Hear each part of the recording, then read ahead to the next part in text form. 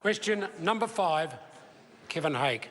Thank you, Mr Speaker. My question is to the Minister of Conservation and asks, is she confident that the Department of Conservation can carry out its work considering the inflation-adjusted reduction in vote conservation allocation it has endured under her government? The Honourable Maggie Barry. Mr Speaker, that question varies from the one that was given to us. It's included inflation adjustment. It's the question as it's on my sheet. I can ask the member to read it again if that would help the Minister. Can we repeat the question? It was certainly read exactly as per my sheet. Yes, Mr Speaker. Is she confident that the Department of Conservation can carry out its work considering the inflation-adjusted reduction in vote conservation allocation it has endured under her government? The Honourable Maggie Barry. I'm entirely confident that the Department of Conservation can carry out its work, but I refute the idea that DOC has endured a reduction. It has not.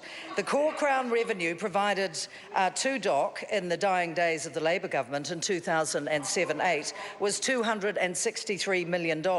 We are forecast to provide $338 million out of an overall budget of $391 million in 2015-16. This is an increase, and in addition to that, commercial partnership funding has gone up over the past 7 years from about $4 million to $9.3 million.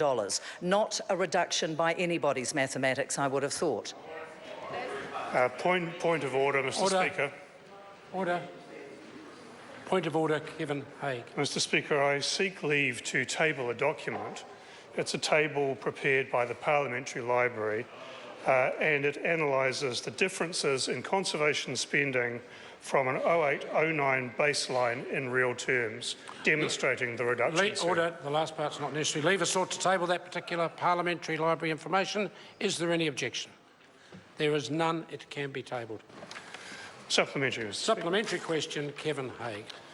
Can the Minister confirm that 38 DOC-maintained structures are in serious or critical need of work, including 23 bridges and 6 viewing platforms, including a well-known viewing platform in Milford Sound?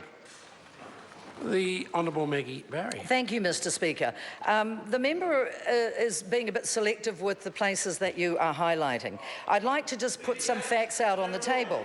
So the data shows that about 13 of 944 huts, which DOC manages, had some serious work that was outstanding. Something as small as a missing hearth brush is enough to mean that a hut does not meet its service standards. The number needing serious work equates to just 1.3% of DOC's extensive network of often remotely located huts. This actually serves to reinforce DOC's inspection and maintenance program is very thorough. DOC spent more than $18 million on hut maintenance last year, and it continues to invest in improving its network of 940. Order. Point of order, Kevin Hague. Mr Speaker, it's a long answer, but my question was actually quite straightforward. Could she confirm those numbers? Order. The way forward, because I don't think the question has at this stage been addressed. I'm going to invite the member to ask the question again. Thank you, Mr Speaker. Can the Minister confirm that 38 DOC-maintained structures are in need of serious or critical work, including 23 bridges and 6 viewing platforms, including a well-known viewing platform in Milford Sound? The Honourable Maggie Barry. There are tasks, and these are ones that the member alludes to, are ones that the engineers have indicated a need to have carried out within the next 6 months. About a third of the work on the list that the member is citing and was provided with by my office has already been completed within this past month. The department undertakes tens of thousands of individual tasks, such as these, every year. All structures are inspected on a 2-yearly rotation. DOC takes its responsibilities for its public and its staff's safety very, very seriously. And we have scheduled work for all of the projects that the member has noted to be concluded by November this year.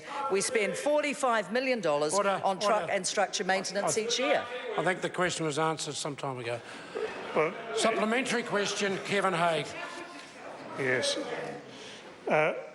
Yes. Supplementary, Mr Speaker. Can the Minister confirm that there are 103 DOC-maintained bridges that are either not safe to walk across or are in critical need of repair? The Honourable Maggie Barry.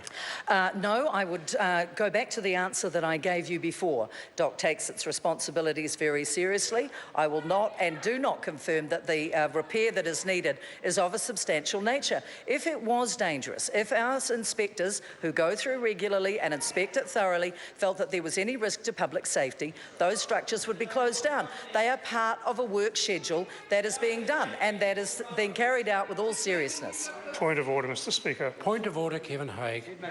Mr Speaker, I seek your guidance. The numbers that I'm using in these questions have been derived from answers that the Minister herself has provided. They relate to the... Can I have the point of order? Well, Mr Speaker, what I'm not sure about is whether it's possible for me to table her answers to my questions for written answer. No, it's certainly not, and the member knows that. The question was answered immediately. The member asked whether the Minister could confirm, and then went on and listed 103 bridges, etc., being safe or in need of critical repair. The Minister immediately said no. She was not in a position to confirm that. The question was addressed.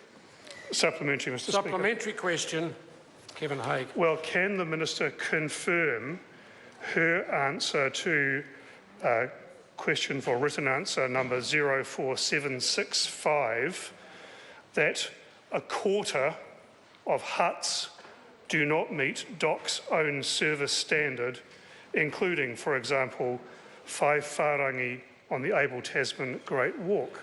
The Honourable Maggie Barry. Mr Speaker, the member is misrepresenting the information he was provided with. The data actually shows that just 13 of the 944 huts which DOC manages had serious work outstanding. Something as small, as I said, as a missing hearthbrush. Those are the things that count. So the number needing serious work is just 1.3%, and we're working on it. We spent more than $18 million on hut maintenance last year. Order.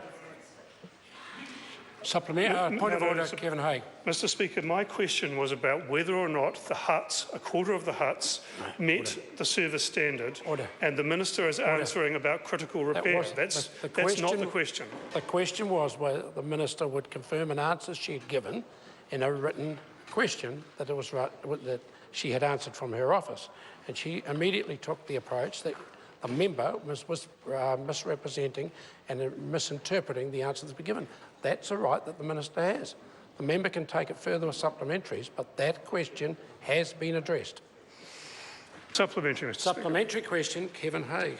Well, can the Minister confirm her answer to oral question number 04766, that nearly half of tracks administered by DOC are not up to the Department's own standard, including 60% of Great Walk tracks? The Honourable Maggie Barry. Thank you, Mr Speaker. When we look at the tracks, 50 tracks have been closed since 2008 on our watch. That's often been due to unavoidable natural hazards, but more than 400 tracks and more than 1,000 extra kilometres have been added to DOC's network over the same period. As with its hut network, DOC is constantly reviewing and upgrading its network of more than 14,000 kilometres of track. And if it would help the member to go back over to the hut question, the loose bricks that you identified in the chimney of that hut on the Abel Tasman have meant that the chimney has been demolished. The hut is still open for about 20 people to use, and it is safe. It is fully functioning. But the fire and the chimney have been cordoned off. These are the staged repairs that DOC does in an effort to keep tracks and huts and the people who visit our tracks and huts absolutely safe. Supplementary, Mr Speaker. Supplementary question, Kevin Hague. Does the Minister stand by her answer to written question number 04757 that indicated that there were some 168 structures administered by DOC that had failed their load capacity assessments and 709 that had yet to be assessed? The Honourable Maggie Barry.